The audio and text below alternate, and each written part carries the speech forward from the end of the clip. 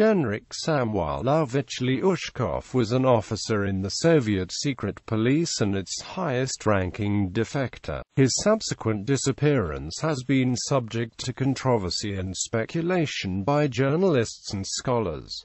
Early life. Lyushkov was born in Odessa in the Russian Empire in 1900.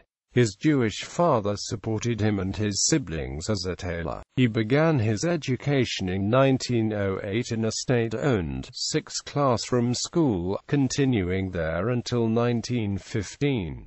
While in school, he was influenced by his brother to join the Bolshevik Party and take part in the Russian Revolution several years later. In April 1919, he received political training in Kiev for the Ukrainian People's Republic. The Russian Civil War broke out, and after his graduation in September of that year, he was assigned to the Bolshevik 14th Army for political work, where he saw combat against Poles and the White Russian forces of Anton Denikin. By then, he was a fully fledged political commissar and had received the Order of the Red Banner.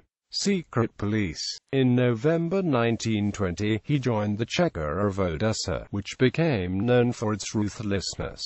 He also served in Moscow and Ukraine. When the Cheka was disbanded and reformed into the GPU, Lyushkov rose even further. Around 1930, he carried out an industrial espionage assignment in Germany, where he monitored activities within the Junkers Aviation Company, bringing him the favor of Joseph Stalin.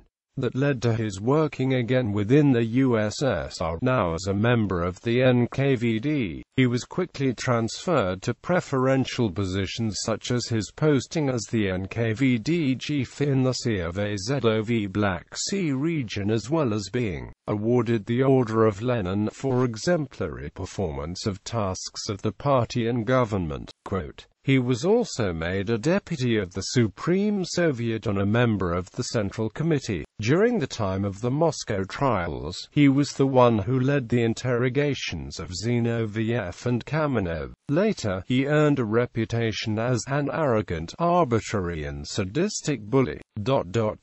On the 31st of July 1937, he received his final posting as the NKVD chief in the Russian Far East, where he had direct command over 20,000–30,000 NKVD troops. When he was given the post, he was, according to a later interview with Japanese military officials, given personal orders to aid in the elimination of specific officials as a part of the Great Purge.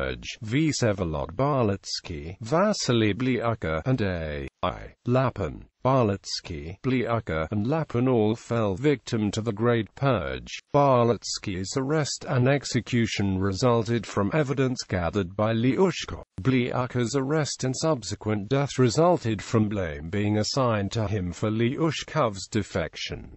Lapin committed suicide while imprisoned, prompted by his Japanese interrogators. Lyushkov gave one of the earliest explanations of the circumstances of the Great Purge, arguing that he had been merely appeasing Stalin and that he had no choice but to carry out his orders. Lyushkov, immediately upon arriving in Khabarovsk, saw that Balitsky had been arrested and sent to Moscow for trial and execution. However, his time in the post proved to be short. When the Great Purge was near its peak and NKVD boss Nikolai Yezhov was gradually losing power, Lyushkov received a summons to return to Moscow, but strongly suspected that it would mean his own arrest and execution, since his own two predecessors in his post, Terenty Deribas and Balitsky, had both been purged. Balitsky had been convicted on information from Lyushkov himself, whom he had considered a friend. By then, Lyushkov had been promoted to third-rank Commissar of State Security, or Commissar Third Class,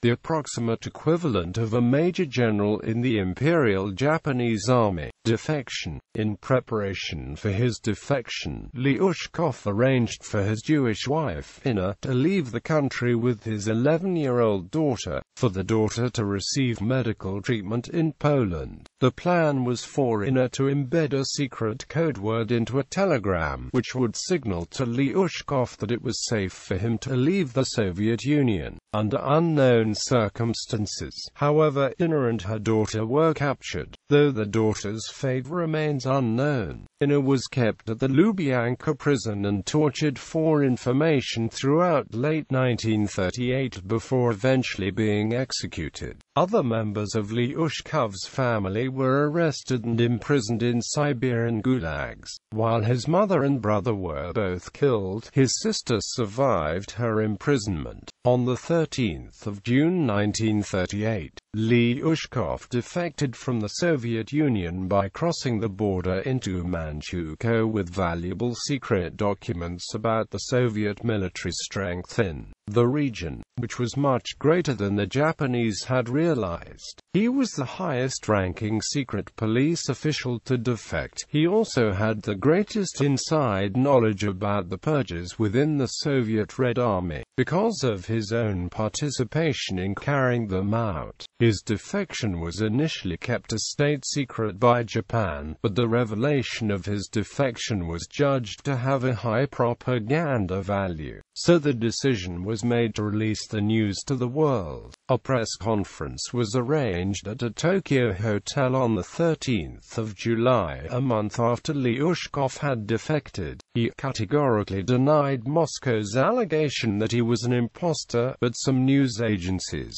such as the New York Times, wondered if he was telling the truth. During subsequent interviews and interactions with Japanese military personnel, Lyushkov adopted an anti-Stalinist position. However, his professed political views remain socialistic in nature according to the recollections of some Japanese intelligence officers, with Lyushkov calling himself a Trotskyite, but some Japanese officers believed that he had later become a liberal communist. Though Lyushkov was anti-Stalinist, he was resistant to the idea of creating a new regime led by Russian émigrés. He was, however, willing to include them in a proposed plan for the assassination of Stalin. A resistance group of Russian emigrants would travel across the Turkish-Soviet border when Stalin would travel south to a resort in Sochi, which he had visited previously to swim in the Matsesta River. Lyushkov's intimate knowledge of NKVD procedures and the way Stalin's guard detail would be organized encouraged the Japanese to support the plan. However, a Soviet agent had infiltrated the group of Russian exiles and foiled the plan, which was considered the only serious attempt to assassinate Stalin. Lyushkov was able to detail the strength of the Red Army in the Far East, Siberia and Ukraine, simultaneously providing Soviet military radio codes. He was considered highly intelligent and dedicated, producing great volumes of written material, but there was some uncertainty about his ability to provide useful information specific to military operations. As he spent more time in Japan, his hard work impressed the Japanese intelligence officers with whom he had been assigned to work. The staff of the Imperial Japanese Army had concerns, however, about his psychological state, especially pertaining to the status of his wife and daughter, about whom he had heard no news since his defection. After a failed search by Japanese intelligence agents for his family, a plan to both pacify and domesticate Lyushkov was decided upon. He would be paired with a woman, both to distract him from the question of his family's status and to keep him rooted in Japan. An eventual match was found after Lyushkov refused several white émigré women. At some point, he began to make plans to travel to the United States and contacted an American publisher about a possible autobiography that he would write. He had concerns that he might be prevented from leaving Japan and went as far as to negotiate a written safe conduct guarantee. Disappearance. After Germany's capitulation, Lyushkov was sent on 20